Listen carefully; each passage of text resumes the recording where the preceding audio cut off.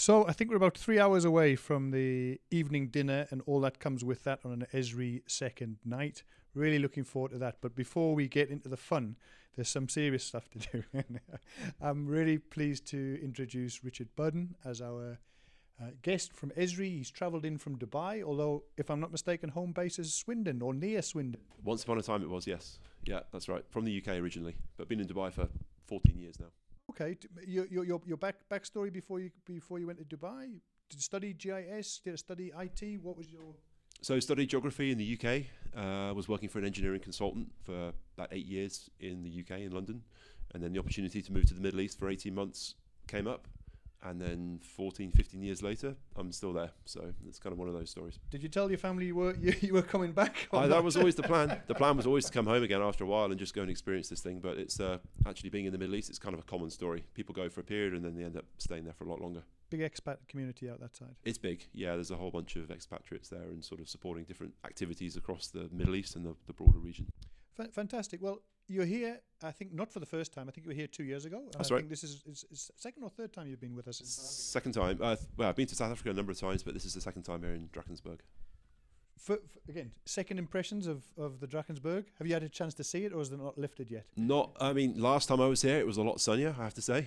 This time I'm enjoying the kind of moody, kind of dramatic cloud cover that's over the mountain over there, but it's a beautiful place. It's incredible. And the drive down from Johannesburg is incredible too. So yeah, it's a real pleasure to be here. Well, I say it's great to have you. And this morning you gave a masterclass. You really inspired the full plenary.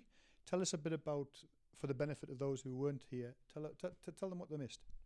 Yeah, so my role at Esri is focused now on cities and local governments, and I'm doing that across all 4 of Esri's global regions. So although I'm based in Dubai and we're looking after the Middle East and Africa, I'm also now working into Europe, the Americas, and also Asia Pacific. So we're having kind of a renewed focus on looking at major cities and seeing how we can support them by laying out a vision for them to implement the geographic approach and geospatial technology to support them doing their work in a more efficient and effective way. So using the latest techniques with AI, machine learning, location intelligence to be smarter, be more efficient, and provide better citizen-centered services that are done in a smart way for cities. So my work is really centered around that, and this morning I spoke about that in the plenary.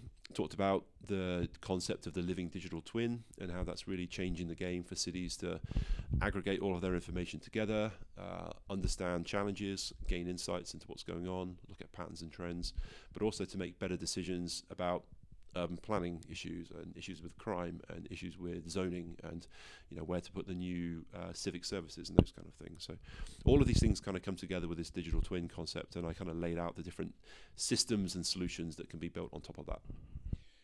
You've been in the industry how many years now? Well, that's a good question. if we rewind to the first memory. Yeah, I guess. I mean, I graduated in 2001, so where are we? 2025. So yeah, 24 years, I guess you could say. Take us on a bit of a snapshot of that period of 2 decades and more, 2.5 decades you've been in the game. Yeah. When the wow factor that comes with these presentations about the level of detail, the ability to compute infinite, it feels, permutations and variables. And if you start back to, what did 2001 look like? Well, I started with my career, although I did geography at university, I didn't really have an intentional path into using GIS or geography as a career. But what I ended up doing was working for a company that was updating the Ordnance Survey large-scale mapping in the UK. So using kind of an early GIS application that wasn't Esri, but using that to update the large-scale mapping, using aerial imagery and sort of tracing road networks and putting in new buildings and then the boundaries of different zones and things, and then taking that data into the field on paper maps actually and doing field verification and checking things are in the right place. That's how I got started, and then that kind of then morphed into a career sort of consulting around geographic topics and GIS in the UK, and then more laterally into the Middle East as well with the engineering firm that I was working for.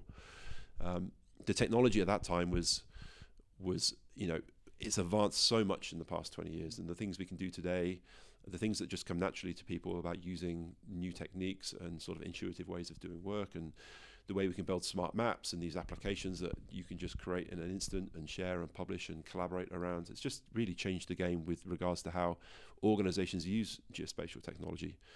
back when I started, it was very much the domain of the geospatial professional. And you were the guy that sat in the corner with the data, with the maps and all of these things, trying to figure out stuff. And then you would take that, often in a paper-based form or a PDF or something, to somebody that had asked for it, and they go off and do something with it. But this kind of pervasive, democratized geospatial approach that we see today, where anybody can use these things. I mean, you look at something like ArcGIS Online, and it's easy enough for anybody to get on board and use. You know, we have kids in school that are using story maps and building dashboards and telling stories about their work that they're doing. It's incredible. And so everybody's using it. It's in the hands of everybody today, and it's, honestly, the possibilities are endless, frankly.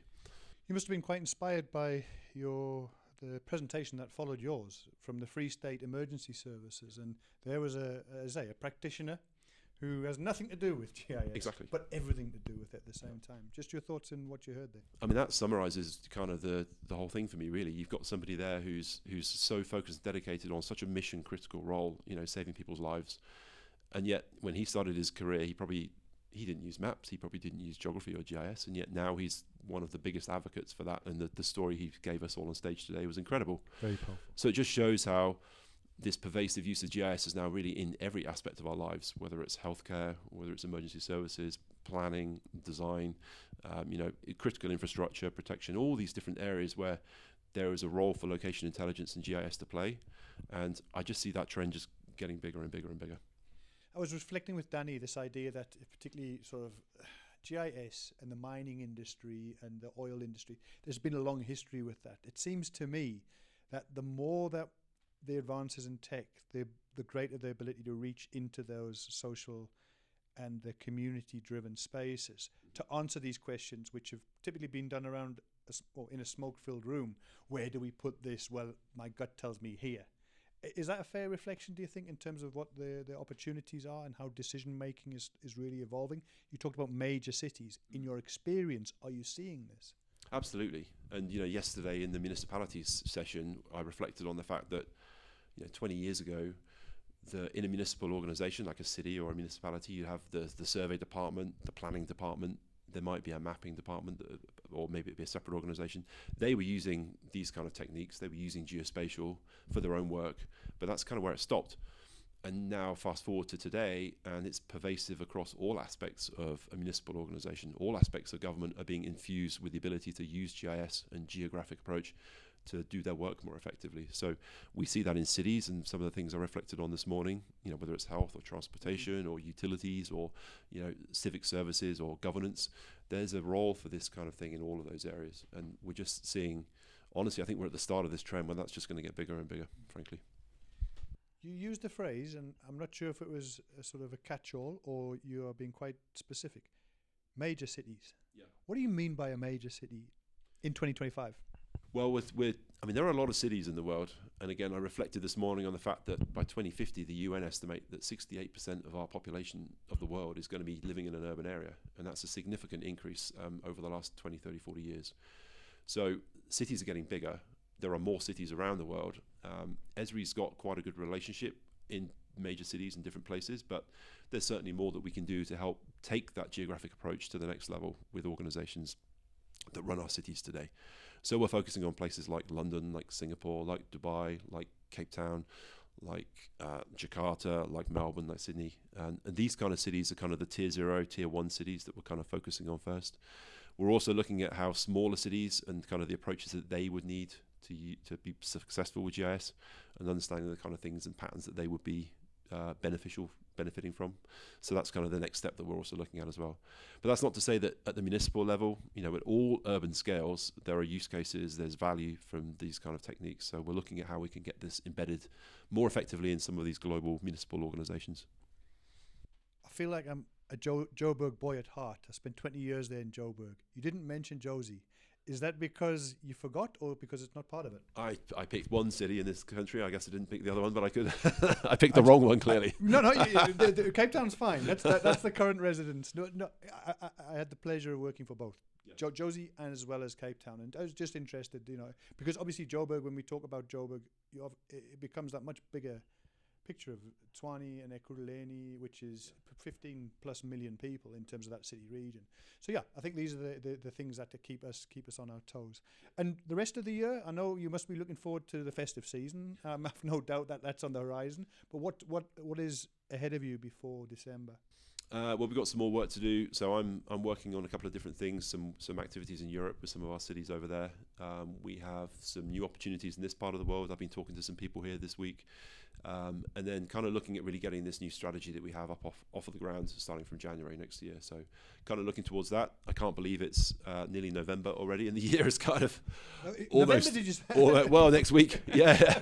The year seems to be wrapping up pretty rapidly here. So, but yeah, at Esri we're really focused on the success of our users, and I think that's something that I'm passionate about, and my colleagues are passionate about as well. So we're doing a lot of work to try and continue to take the advancements in technology that we have, which are getting bigger as well, and it's honestly keeping up with those advancements becomes ever more of a challenge. So kind of conveying that to our customers and our users and enabling them to understand and use the latest techniques is something that we're really focused on. So that's exciting me for the rest of the year, and something that we're looking forward to do more of in 2026. When you see your colleagues back in Dubai or across in Europe or in the States, what is it you'll tell them about what you've seen here in South Africa in terms of the good news stories? I said this morning on stage, and it got a bit of a laugh. I get to go to quite a few of these user conferences. I've been to a variety over the years, and the conference that Esri South Africa and Esri Southern Africa put on here is the best, one of the best, I would say the best. And also the user community that's established here is one of the most engaged I've ever seen. Like the people that come to this event, that celebrate the work that they're doing, that share their best practices and successes with others, that are willing to engage with people who have got issues and challenges with applying these things and helping them to kind of overcome those issues. It's second to none. So I'd be really encouraged by that. And I've told all my colleagues back in Dubai and in other places that, this conference is really the exemplary distributor-led conference around the world. And I'd love to see more of these kind of events happening. I think it's so important to bring the community together like this, to share in these experiences and understand where the technology's headed, what's the latest vision for these things, and it's so important. So yeah, those are the things I'll be taking away from here. Fantastic. And the whole connect, innovate, map, that sort of messaging, is that something that you can transfer across into the other areas, or is that something that has been chosen globally? It's a motto that I think Esri South Africa come up with, and it fits perfectly for this event and also for the work that Esri does on a broader scale. So yeah, it's perfect. Yeah. Richard, enjoy the rest of your time with us. I hope you get a chance to at least see the copy a bit later as the clouds lift. Let's see. Really appreciate your time. Have a lovely evening tonight. It's always a crowd pleaser during the last night. But all the best to you, and thanks for your time today. Thank you. Appreciate it. Appreciate it. Cheers, all the best.